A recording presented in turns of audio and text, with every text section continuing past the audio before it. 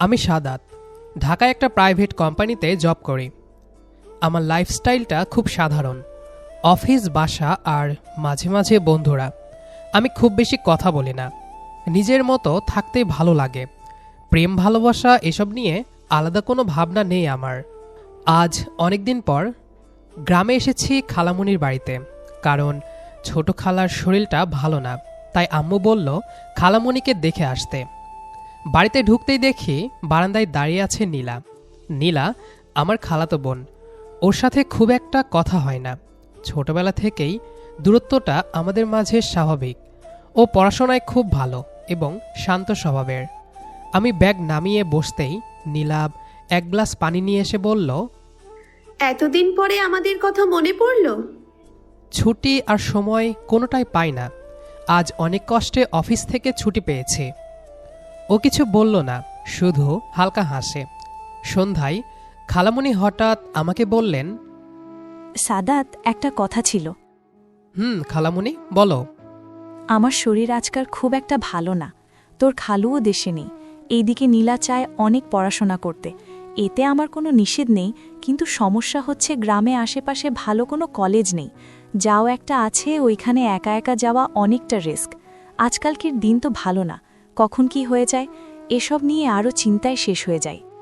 খালামুনির কণ্ঠটা কেমন নরম হয়ে আসে। আমি চুপ করে শুনি। ওনার চোখে স্পষ্ট দুশ্চিন্তা। নীলা মাথা নিচু করে বসে থাকে। ও কিছু বলে না, কিন্তু বোঝা যায় ওর ইচ্ছেটা খুব গভীর। আমি খালামুনির দিকে তাকিয়ে বললাম, খালামুনি, একটা কথা বলি। বল বাবা। নীলাকে আমাদের বাসায় দিয়ে দাও। ঢাকায় ভালো কলেজ আছে, ভর্তি করিয়ে দেই। আমাদের বাসায় গাড়ি আছে, আমি অফিসে যাওয়ার পথে নামিয়ে দিব। আর যেদিন পারি না, ড্রাইভার নিয়ে যাবে। ও যদি পড়তে চায় তাহলে ওকে সুযোগটা দেওয়া উচিত। খালামুনি কিছুক্ষণ চুপ করে থাকেন, মনে হয় কথাগুলো ভেবে দেখছেন। তারপর ধীরে বললেন, তুই কি পারবি দায়িত্ব নিতে? আমি চোখ তুলে সরাসরি বললাম, পারব। এমনটা হলে ভালোই হয়, আমি অন্তত নিশ্চিন্ত থাকি। তোর কি মত নীলা? নীলা একটু সময় নেয়, তারপর ধীরে বলে, তোমরা সবাই যা ভালো মনে করো, আমার শুধু একটাই ইচ্ছে, পড়াশোনা করতে চাই। তারপর একদিন থেকে নীলাকে নিয়ে বাসার উদ্দেশ্যে রওনা দেই। নীলা সুটকেস নিয়ে বারান্দায় দাঁড়িয়ে আছে। খালামুনি বারবার বোঝাতে থাকেন, সময় মতো যেন খায়, ঘুমায়, ঠিক মতো যেন পড়াশোনা করে, এসব। আমি গাড়ির দরজা খুলে বললাম, চল। নীলা মাথা নাড়ল। রাস্তা জুড়ে প্রথমে খুব একটা কথা হলো না আমাদের। নীলা জানালার বাইরে তাকিয়ে থাকে। শহরের দিকে ঢুকতেই ওর চোখে কৌতূহল ফুটে ওঠে। বাসায় পৌঁছে আম্মু ওকে দেখে ভীষণ খুশি হন। আমি সুটকেসটা রেখে বললাম, কোনো কিছুর দরকার হলে আমাকে বলবি। ঠিক আছে। বাসায় আসার পরের কয়েকদিন নীলা খুব চুপচাপ ছিল। নতুন পরিবেশ, নতুন শহর, সবকিছু ওর জন্য একদম আলাদা। আম্মু ওকে নিজের মেয়ের মতোই দেখাশোনা করতে শুরু করলেন। সকালে কি খাবে, দুপুরে কি রান্না হবে, সবকিছুতেই নীলার পছন্দ জিজ্ঞেস করেন। আমি লক্ষ্য করি নীলা খুব গুছিয়ে চলতে পছন্দ করে। নিজের রুমটা নিজেই সুন্দর করে সাজিয়ে রাখে, বইগুলো আলাদা করে রাখে, টেবিলটা পরিষ্কার রাখে। মাঝে মাঝে দরজার সামনে দাঁড়িয়ে দেখি ও চুপচাপ পড়ছে। মনোযোগ এমন যে পাশে কেউ দাঁড়িয়ে থাকলেও টের পায় না। একদিন রাতে ডাইনিং টেবিলে বসে বললাম, কলেজের ব্যাপারে ভেবেছিস? নীলা মাথা তুলে তাকালো। হ্যাঁ, আমি চাই ভালো কোথাও পড়তে। তাহলে প্রস্তুত থাক, কাল অফিসে যাওয়ার আগে কয়েকটা কলেজ দেখে আসব। ওর চোখে যেন ছোট্ট আলো জ্বলে উঠল। পরে কয়েকদিন আমি ঢাকার কয়েকটা ভালো কলেজে খোঁজখবর নিতে শুরু করলাম। ভর্তি প্রক্রিয়া, সিট, সাবজেক্ট সবকিছু দেখে শুনে একটা ভালো কলেজ ঠিক করলাম। ফর্ম এনে দিলাম। ফর্মটা হাতে নিয়ে নীলা কিছুক্ষণ চুপ করে রইল। কি হলো? তুমি এত কষ্ট করছো আমার জন্য? এটা কষ্ট না, দায়িত্ব। ও আর কিছু বলল না, শুধু মাথা নিচু করে ফর্ম পূরণ করতে লাগল। ভর্তি পরীক্ষার দিন সকালে আমি নিজেই ওকে নিয়ে গেলাম। গাড়িতে বসে ওর হাত দুটো শক্ত হয়েছিল। নার্ভাস? একটু। চিন্তার কিছু নেই, আমি জানি তুই পারবি। একটা ছোট্ট বাক্যে ওর মুখের ভয়টা যেন একটু কমে গেল। পরীক্ষা শেষে বের হয়ে আসতেই আমি জিজ্ঞেস করলাম, কেমন হয়েছে? আলহামদুলিল্লাহ, ভালো। এখন বাকিটা আল্লাহ ভরসা। কয়েকদিন পর রেজাল্ট বের হলো। নীলা চান্স পেয়েছে। বাসায় খবরটা শুনে আম্মু খুব খুশি হলেন। আমি শুধু ওর দিকে তাকিয়ে রইলাম। ওর চোখে আনন্দের সাথে অদ্ভুত এক স্বস্তি। নীলা আসতে বলল, আমি সত্যিই পেরেছি। সবেমাত্র তো শুরু, সামনে আরও অনেক পথ বাকি আছে। কলেজ শুরু হওয়ার পর থেকে নীলার রুটিন পুরো বদলে গেল। সকালে আমি অফিসে যাওয়ার সময় ওকে নামিয়ে দেই। ফেরার পথে কখনো আমি, কখনো ড্রাইভার নিয়ে আসে। বাসায় ফিরে খাওয়া দাওয়া সেরে সরাসরি পড়তে বসে। আমি মাঝে মাঝে দূর থেকে দেখি ওর মনোযোগ, ওর পরিশ্রম। কোনো অভিযোগ নেই, কোনো আলসেমি নেই, শুধু নিজের স্বপ্নটাকে আঁকড়ে ধরে আছে। একদিন রাতে বারান্দায় দাঁড়িয়েছিলাম। নীলা পাশে এসে দাঁড়ালো। শহরটা এখন আর অচেনা লাগে না। অভ্যাস হয়ে গেছে। না, তুমি আছো বলে। কথাটা শুনে বুকের ভেতর কেমন যেন নরম হয়ে গেল, কিন্তু কিছু বললাম না। শুধু আকাশের দিকে তাকিয়ে থাকলাম। দিন যায়, ধীরে ধীরে আমাদের দূরত্বটা কমতে থাকে। আগের মতো অচেনা অস্বস্তি নেই। ও এখন মাঝে মাঝে নিজের কথা বলে, ক্লাসের গল্প বলে, নতুন বন্ধুদের কথা বলে। আমি বুঝতে পারি ও শুধু পড়াশোনায় না, মানুষ হিসেবেও বদলাচ্ছে। আর আমি শুধু দায়িত্ব নিতে নিতে কখন যেন অজান্তেই ওর প্রতি আলাদা একটা টান অনুভব করতে শুরু করেছি। কিন্তু সেটা এখনও বলার সময় আসেনি, কারণ নীলার প্রথম লক্ষ্য পড়াশোনা। ওর স্বপ্ন আগে, বাকি সব কিছু সময়ের ওপর। রাতে বাসায় ফিরে দেখি নীলা ডাইনিং টেবিলে বই ছড়িয়ে বসে আছে, পাশে এক কাপ চা। আমি কিছু না বলে রুমে চলে গেলাম। এরই মাঝে অফিসে হঠাৎ একটা বড় প্রজেক্টের কাজ আসলো। বিদেশে গিয়ে কাজ শেষ করতে হবে, সময় খুব কম। মিটিংয়ের পর বস আমাকে বললেন এই প্রজেক্টটা আমাকেই নিতে হবে, আর সেটা শেষ করতে 1 মাসের মতো সময় লাগবে। কথাটা শুনে প্রথমে চুপ হয়ে গেলাম। অফারটা অনেক ভালো, কিন্তু বাসার কথা মাথায় এলো। নীলার কলেজ, পড়াশোনা এসব। রাতে বাসায় ফিরে খবরটা জানালাম। আম্মু একটু চিন্তিত হয়ে বললেন, 1 মাস? ই তো অনেক দিন। জানি, কিন্তু এই প্রজেক্টটা অনেক গুরুত্বপূর্ণ, যেতেই হবে। নীলা তখন পাশে চেয়ারে বসেছিল। ও কিছু বলল না, শুধু শান্তভাবে শুনছিল। আমি নিজ থেকেই বললাম, নিয়মিত কলেজে যাবে, আমি ড্রাইভারকে বলে রাখব, ও তোকে দিয়ে আসবে আবার নিয়ে আসবে, কোনো সমস্যা হবে না। ও শুধু মাথা নাড়ল, চোখে কেমন যেন 1 সেকেন্ডের জন্য থেমে থাকা ভাব, কিন্তু পরক্ষণেই স্বাভাবিক। পরে কয়েকদিন ঘরজুড়ে ব্যস্ততা, অফিসের কাগজপত্র, পাসপোর্ট, টিকিট সব গুছাতে হচ্ছে। বাসায় ফিরে সুটকেস খুলে জামাকাপড় ভাঁজ করে নীলা একদিন দরজার কাছে দাঁড়িয়ে বলল, আমি কি কিছু গুছিয়ে দিব? না, আর লাগবে না, মোটামুটি গোছানো শেষ। ও তবুও এগিয়ে এসে শার্টগুলো আলাদা করে ভাঁজ করে দিল, খুব নিখুঁতভাবে। আমি কিছু বললাম না, শুধু দেখলাম। যাওয়ার আগের রাতে আম্মু বারবার বলছেন, খাবার সময় মতো খাস, অতিরিক্ত চাপ নিবি না। আমি শুধু হাসছিলাম, কিন্তু ভেতরে কোথাও যেন একটু টান লাগছিল। নীলা সেদিন বেশি কথা বলেনি, শুধু বলেছিল, সাবধানে যাবে আর নিজের খেয়াল রাখবে। আর তুইও ভালো করে পড়াশোনা করিস। যাওয়ার দিন সকালে গাড়ি এলো, সুটকেস গাড়িতে তোলা হলো। আম্মু দরজায় দাঁড়িয়ে আছেন, নীলা একটু দূরে। আমি কাউকে বুঝতে দিলাম না আমার মন খারাপ। সবকিছু একদম স্বাভাবিক রাখলাম। গাড়িতে ওঠার আগে শুধু বললাম, কোনো দরকার হলে ফোন দিবি। নীলা মাথা নাড়ল। ওর চোখে কি ছিল সেটা আর বোঝার চেষ্টা করলাম না। গাড়ি ধীরে ধীরে বের হয়ে গেল। বিদেশে পৌঁছে প্রথম কয়েকদিন খুব ব্যস্ততা, নতুন জায়গা, নতুন মানুষ, নতুন অফিস, সময়ের পার্থক্য, সবকিছু মিলিয়ে অন্যরকম মুহূর্ত। প্রতিদিন না হলেও 2-3 বার বাসায় কল দেই। আম্মু দীর্ঘ সময় কথা বলেন, কি রান্না হলো, কে এলো, কি হলো সব বলেন। মাঝে মাঝে ফোনটা নীলার হাতে যায়। আসসালামু আলাইকুম। ওয়ালাইকুম আসসালাম। পড়াশোনা কেমন চলছে? আলহামদুলিল্লাহ ভালো, মিডটার্ম সামনে। মনোযোগ দিয়ে পড়াশোনা করিস। কথা খুব বেশি বাড়ে না, দুজনেই যেন সংযত। একদিন ভিডিও কলে দেখলাম ও টেবিলে বসে পড়ছে। আমি বললাম, ঘুমাসনি এখনো? না, অ্যাসাইনমেন্ট শেষ করছি। নিজেকে বেশি প্রেসার দিবি না। 1 মাস ধীরে ধীরে কেটে গেল, কাজ শেষ হলো, বস খুশি, প্রজেক্ট সফল। ফেরার আগে কিছু শপিং করতে গেলাম। আম্মুর জন্য শাড়ি, কানের দুল, আর নীলার জন্য কিছু বই, একটা সুন্দর ঘড়ি আর ওর পছন্দের রঙের কিছু ড্রেস। ফেরার দিন প্লেনে বসে ভাবছি, এই 1 মাসে হয়তো অনেক কিছু বদলিয়েছে। বিমানবন্দরে নেমে বাসায় পৌঁছালাম। দরজা খুলতেই আম্মু জড়িয়ে ধরলেন। পেছনে দাঁড়িয়েছিল নীলা, চোখে আগের মতোই শান্ত ভাব। আমি সুটকেস খুলে বললাম, এই নে, এটাতে তোর জন্য কিছু জিনিস আছে। ও অবাক হয়ে তাকালো, তারপর খুশি হয়ে সুটকেসটা নিল। রাতে খাবার শেষে বারান্দায় দাঁড়িয়েছিলাম। শহরের বাতাস আগের মতোই, কিন্তু বাতাসের ভেতরের পরিবেশ যেন একটু বদলেছে।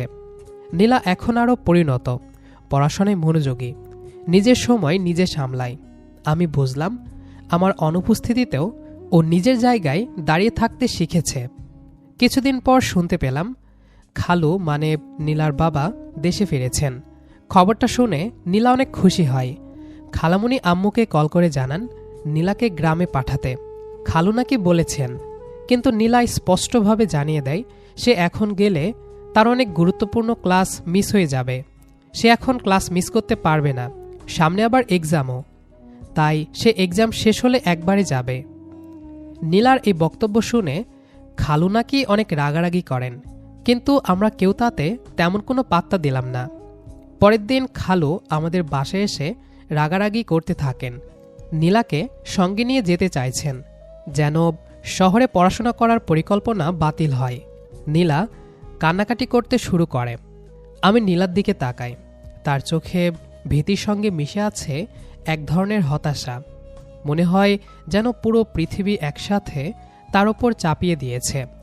রাগ নিয়ন্ত্রণ করতে না পেরে আমি খালুর সাথে চিল্লাচিল্লি করে কথা বললাম, আপনি এমনটা করতে পারেন না নীলার সাথে। কিন্তু খালু উল্টো আরও বললেন, গ্রাম থেকে অনেক ভালো প্রস্তাব এসেছে, তাই উনি নীলাকে বিয়ে দিয়ে নিজের দায়িত্বমুক্ত হবেন। এক পর্যায়ে কথা কাটাকাটি করতে করতে আমি বলে ফেললাম, আমি নীলাকে বিয়ে করব, অন্য কোথাও ওর বিয়ে হবে না, আর ওর সারা জীবনের দায়িত্ব আমি নিব, আর কারো নিতে হবে না। খালু প্রথমে অবাক হয়ে কিছুক্ষণ চুপ থাকেন। আমার দৃঢ়তা ওনাকে একেবারে থামিয়ে দেয়। পরক্ষণে হালকা হয়ে আসেন, তারপর বলেন সবার সাথে আলোচনা করে তিনি সিদ্ধান্ত নেবেন। এরপর পরিবারের সবাই একত্র হয়। খালামণি, আম্মু, খালা, মামা, নীলা এবং আমি সবাই মিলে বিষয়টি বিস্তারিত আলোচনা করি। নীলার পড়াশোনা, ভবিষ্যতের পরিকল্পনা আর অবশেষে আমাদের ব্যক্তিগত দায়িত্ব, সবকিছু নিয়ে খোলামেলা আলোচনা হয়। আলোচনা শেষে সবাই বুঝতে পারেন যে আমি নীলার জন্য দায়িত্ব নিতে প্রস্তুত। তারপর সবার সিদ্ধান্ত অনুযায়ী আমাদের বিয়ে ঠিক করা হয়।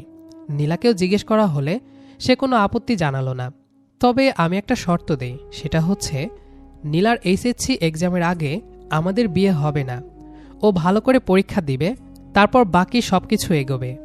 আমার কথা শুনে সবাই সাপোর্ট করল। তারপর আবার শুরু হলো যে যার মতো ব্যস্ততা। আমি আমার অফিস নিয়ে, আর নীলা তার পড়াশোনা এবং কলেজ নিয়ে। ইদানিং খেয়াল করলাম নীলা আমার থেকে দূরে দূরে সরে থাকার চেষ্টা করে। আগে যেমন এসে গল্প করত, এখন আর তা করে না। আমাকে দেখলেই যেন পালিয়ে যেতে হয়। জানি না কেন, ভয়ে নাকি লজ্জায়। আমি আর কিছু বলি না, নিজের মতোই থাকি। অতঃপর দেখতে দেখতে নীলার পরীক্ষা শেষ হলো এবং সেই সাথে আমাদের বিয়ের তারিখও ফিক্সড হলো। বিয়ের 2 দিন আগেই নীলা তার বাড়িতে চলে গেল, আর এদিকে আমি আর আম্মু মিলে বিয়ের সকল শপিং করে নীলার বাড়িতে পাঠিয়ে দিলাম। বিয়ের আগের দিন রাতে নীলার বাড়িতে ধুমধামে গায়ে হলুদের অনুষ্ঠান চলছে, কিন্তু আমি এসব কিছু করিনি, কারণ আমার এসব ভালো লাগে না। রাত আনুমানিক 12টা বাজে। ফোন স্ক্রলিং করছি, বারবার নীলার নাম্বারটা ডায়াল করছি তো আবার মুছে দিচ্ছি। মন চাচ্ছে একটা কল দেই, কিন্তু ও ধরবে কিনা বা কথা বলবে কিনা কে জানে। এসব ভাবতে ভাবতে কল দিয়েই দিলাম। কিছুক্ষণ রিং হবার পর কল রিসিভ হলো, কিন্তু কোনো কথা বলছে না। হ্যালো। আসসালামু আলাইকুম। ওয়ালাইকুম আসসালাম। কেমন আছো? এই প্রথমবার আমি নীলাকে তুমি করে বললাম, অজান্তে যে তা না, বরং ইচ্ছে করেই। নীলা মৃদু স্বরে জবাব দিল, আলহামদুলিল্লাহ ভালো। তুমি? আছি ভালোই। কি করছো? এই তো মেহেদি দিচ্ছি। বাহ, কে পড়িয়ে দিচ্ছে? আমার ফ্রেন্ডরা। ও, তা হাতে আমার নাম লেখা হয়েছে? নীলা কিছুক্ষণ চুপ থেকে ছোট করে জবাব দিল, হুম। ঠিক করে লিখছে তো? বানান ভুল হলে কিন্তু চলবে না। নীলা একটু হাসল। ওর হাসির শব্দটা ফোনের ওপার থেকেও স্পষ্ট শোনা গেল। ভুল হলে কি করবে? তাহলে বিয়ের পর প্রতিদিন নিজে হাতে আবার লিখে দিব। ও চুপ, কিন্তু চুপের মাঝেও লাজুক একটা নরম শ্বাসের শব্দ পাওয়া গেল। আমি একটু থেমে বললাম, নীলা, হুম। কি হয়েছে? এত চুপ কেন? ভাবছি সবকিছু খুব দ্রুত বদলে গেল। কিন্তু একটা জিনিস বদলায়নি। কি? তোমার স্বপ্ন, ওটা আগের মতোই থাকবে। বিয়ের পরও তুমি আগের মতোই পড়বে, আমি কথা দিচ্ছি। বললেও কি সব সময় সব সম্ভব হয়? পরিস্থিতি বলতেও একটা জিনিস থাকে, যা মাঝে মাঝে আমাদের নিয়ন্ত্রণের বাহিরে চলে যায়। আমি আছি তো, সব পরিস্থিতি সামলে নিব। ও আর কিছু বলল না। ওপাশে কয়েকজন মেয়ের হাসাহাসি শব্দ ভেসে এলো। মনে হলো ওকে ডাকছে। আমাকে ডাকছে। আজ রাখি, কাল দেখা হবে। আর একটা কথা, কি? আজ ভালো করে ঘুমিও, কাল কিন্তু অনেক লম্বা দিন। তুমিও। কলটা কেটে গেল। ফোনটা নামিয়ে কিছুক্ষণ ছাদের দিকে তাকিয়ে রইলাম। বুকের ভেতর অদ্ভুত এক শান্তি, অস্থিরতা নেই, ভয় নেই, শুধু একটা দায়িত্ববোধ আর অদৃশ্য টান। পরদিন বিয়ের আসরে যখন নীলাকে প্রথম দেখলাম লাল শাড়িতে, মনে হলো পৃথিবীর সবচেয়ে সুন্দরী নারী সে। কাবিনের সময় কাজী যখন জিজ্ঞেস করলেন, কবুল, ওর নরম গলায় ভেসে এলো, কবুল। আমার কণ্ঠেও একই শব্দ। সেই মুহূর্তেই বুঝলাম, দায়িত্ব আর ভালোবাসা আলাদা কিছু না। কখনো কখনো দায়িত্ব নিতে নিতেই ভালোবাসা জন্ম নেয়। বাসায় ফেরার পর সব কিছু ধীরে ধীরে স্বাভাবিক হতে লাগলো। রাতে 12টার দিকে আমি বাসর ঘরে ঢুকলাম, সাথে একগুচ্ছ গোলাপ নিয়ে। আমি দরজাটা আস্তে করে বন্ধ করলাম। ঘরটা হালকা ফুলের সুগন্ধে ভরে গেছে। নীলা বিছানার একপাশে চুপচাপ বসে আছে। লাল শাড়ির আঁচলটা মাথার ওপর টানা, হাতে গাঢ় মেহেদি। আমি এগিয়ে গিয়ে গোলাপের তোড়াটা ওর দিকে বাড়িয়ে দিলাম। এটা তোমার জন্য। নীলা ধীরে মুখ তুলল, চোখে লাজুক আলো। আমার জন্য? হ্যাঁ, আজ থেকে তো তুমি আমার বউ, তাই শুরুটা ফুল দিয়েই করলাম। এতদিন তো দায়িত্বের কথা বলতে, আর আজ হঠাৎ বউ? আমি গিয়ে ওর পাশে বসে বললাম, দায়িত্ব থেকেই তো ভালোবাসাটা আসছে। আমার কথা শুনে নীলা অবাক হয়ে আমার দিকে তাকালো। ভালোবাসা মানে? তুমি আমাকে ভালোবাসো? কথাটা আমার মুখ ফসকে বের হয়ে গেল। আমি তাড়াতাড়ি কথা ঘুরিয়ে বললাম, আরে আমি তো জাস্ট একটা উদাহরণ দেখিয়েছি। নীলা আমার কথা শুনে মুচকি হাসি দিল, চোখ নামিয়ে নরম গলায় বলল, আমি এখনো একটু নার্ভাস। ভয়ের কিছু নেই, সব কিছুই তো পরিচিত। আমি ওর হাতে গোলাপটা ধরিয়ে দিয়ে বললাম, একটা কথা বলবো? বলো। তোমাকে আজ খুব সুন্দর লাগছে। নীলা আমার কথাই লজ্জা পেল। আরেকটা সারপ্রাইজ আছে। কি?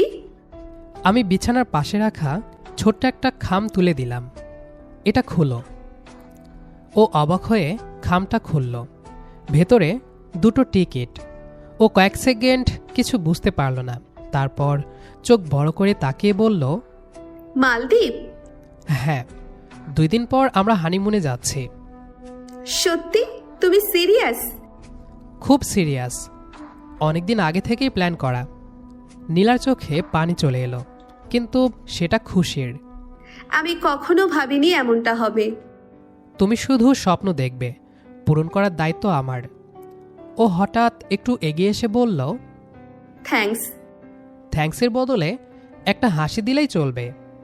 ও হাসল, সেই হাসিটা পুরো ঘর ভরে দিল। 2 দিন পর আমরা রওনা দিলাম হানিমুনের উদ্দেশ্যে। বিমান যখন সমুদ্রের ওপর দিয়ে নামছিল, নিচে নীল আর সবুজের মিশ্রণে দ্বীপগুলো যেন ভেসে থাকা স্বপ্নের মতো লাগছিল। নীলা জানালার পাশে বসে বিস্ময়ে তাকিয়ে থাকে। রিসোর্টে পৌঁছে দেখি পানির ওপর কাঠের ভিলা, চারপাশে শুধু নীল জল আর আকাশ, হালকা বাতাস, শান্ত পরিবেশ। নীলা বারান্দায় দাঁড়িয়ে বলল, এত সুন্দর জায়গা হতে পারে? তোমার থেকে বেশি সুন্দর না। ও লাজুকভাবে আমার দিকে তাকালো। সন্ধ্যায় আমরা সমুদ্রের ধারে হাঁটছিলাম। সাদা বালির ওপর পা ফেললে ঠান্ডা অনুভূতি, ঢেউ এসে পায়ের কাছে ছুঁয়ে যাচ্ছে। নীলাভ হালকা করে আমার হাত ধরল। এখানে এসে সব চিন্তা যেন হারিয়ে গেছে। আজ থেকে আমাদের জীবনেও এমনই শান্তি থাকবে ইনশাল্লাহ। রাতে ক্যান্ডেল লাইট ডিনার ছিল সমুদ্রের ধারে। টেবিলে মোমবাতির আলো, হালকা সুরের গান, আর আর সামনে বসে আছে নীলা, সাদা ড্রেসে, চুল খোলা। একটা প্রশ্ন করব? করো। এখনো ভয় লাগে? না, এখন মনে হচ্ছে আমি ঠিক জায়গায় আছি। তাহলে আমি আমার কথাগুলো রাখতে পারছি? হয়তো। পরদিন সকালে জানালার পর্দা সরাতেই রোদ এসে ঘর ভরে দিল। সমুদ্রটা একদম শান্ত। নীলা হালকা নীল রঙের একটা ড্রেস পরে বারান্দায় দাঁড়িয়ে আছে। বাতাসে ওর চুল উড়ছে। আমি ক্যামেরাটা হাতে নিয়ে বললাম, আজ তোমার ফটোশ্যুট হবে। নীলা ঘুরে তাকালো। আমি তো পোজ দিতে পারি না। তুমি শুধু স্বাভাবিক থাকো, বাকিটা আমার দায়িত্ব। সমুদ্রের ধারে নেমে এলাম। সাদা বালির ওপর নীলাভ খালি পায়ে হাঁটছে। ঢেউ এসে পায়ের কাছে ছুঁয়ে যাচ্ছে। ওর ওড়না বাতাসে উড়ছে, একদম সিনেমার দৃশ্যের মতো। আমি ছবি তুলতে তুলতে বললাম, একটু হাসো। এত ছবি দিয়ে কি করবে? যখন তুমি রাগ করবে তখন দেখব। ও হেসে ফেলল। সেই হাসিটা আমি ধরে রাখলাম ক্যামেরায়। তারপর হঠাৎ বললাম, এবার তুমি আমার ছবি তোলো। নীলা ক্যামেরা হাতে নিয়ে সিরিয়াস মুখ করে বলল, এভাবে ভালো লাগছে না, একটু হাতটা পকেটে রাখো। বাহ, প্রফেশনাল ফটোগ্রাফার। আমার স্বামীকে সুন্দর দেখাতে হবে তো। এই কথাটা শুনে বুকের ভেতর অদ্ভুত ভালো লাগা ছড়িয়ে গেল। ছবি তুলতে তুলতে কখন যে আমরা একে অপরের খুব কাছে চলে এসেছি বুঝতেই পারিনি। সমুদ্রের বাতাস, রোদের উষ্ণতা আর আমাদের হাসি, সব মিলিয়ে মুহূর্তটা নিখুঁত। রাতে রিসোর্ট থেকে একটা ছোট চাদর এনে সমুদ্রের ধারে বালির ওপর বিছিয়ে বসে পড়লাম। চারপাশে নিস্তব্ধতা, শুধু ঢেউয়ের শব্দ, আকাশ ভরা তারা। শহরের মতো কোনো আলো নেই, তাই আকাশটা আরো গভীর, আরো উজ্জ্বল। নীলা আকাশের দিকে তাকিয়ে বলল, এত তারা আমি কখনো দেখিনি। এখন থেকে আরো অনেক কিছুই দেখবে যা আগে কখনো দেখনি। নীলা ধীরে আমার কাঁধে মাথা রাখল। জানো, আমি ছোটবেলায় ভাবতাম বিয়ে মানেই সবকিছু বদলে যাবে, নিজের স্বপ্ন, নিজের সময়, সব। আমি থাকতে কিছুই বদলাবে না। ঢেউ এসে বারবার আমাদের পায়ের কাছে ভেঙে পড়ছিল। নীলা চুপচাপ আকাশের দিকে তাকিয়ে আছে, আর আমি ওর মুখের দিকে। আমি আস্তে বললাম, একটা কথা জিজ্ঞেস করি? করো। যদি সময়টা আবার শুরুতে ফিরত, তাহলে তুমি কি আবারও আমাকে বেছে নিতে? নীলা একটু অবাক হয়ে তাকালো, তারপর মৃদু হাসল। তখন হয়তো বুঝতাম না, কিন্তু এখন আমি নিজেই বেছে নিতাম। ওর কথাটা শুনে বুকের ভেতর অদ্ভুত উষ্ণতা ছড়িয়ে গেল। আমি ধীরে ওর হাতটা নিজের হাতে নিলাম। জানো, আমি কখনো ভাবিনি দায়িত্ব নিতে নিতে এমন জায়গায় পৌঁছে যাব। আজ মনে হচ্ছে এটা শুধু দায়িত্ব না, এটা আমার সবচেয়ে প্রিয় সিদ্ধান্ত। আমারও। বাতাসে ওর চুল এলোমেলো হয়ে যাচ্ছিল। আমি খুব আলতো করে চুলগুলো কানের পাশে সরিয়ে দিলাম। ও চোখ নামিয়ে ফেলল, কিন্তু হাত ছাড়ল না। আমি ফিসফিস করে বললাম, কখনো যদি মন খারাপ হয় তাহলে চুপ করে থাকবে না, বরং আমাকে সেটার কারণ বলবে। আমি মনোযোগ দিয়ে শুনব আর মন ভালো করার চেষ্টা করব। নীলা হালকা হাসল। সেই হাসির মাঝে লাজ, ভালোবাসা আর ভরসা মিশেছিল। কিছুক্ষণ আমরা দুজন চুপচাপ বসে থাকলাম। শুধু ঢেউয়ের শব্দ, দূরে পানির ওপর চাঁদের আলো। পৃথিবী যেন খুব ছোট হয়ে গেছে। শুধু আমি আর নীলা।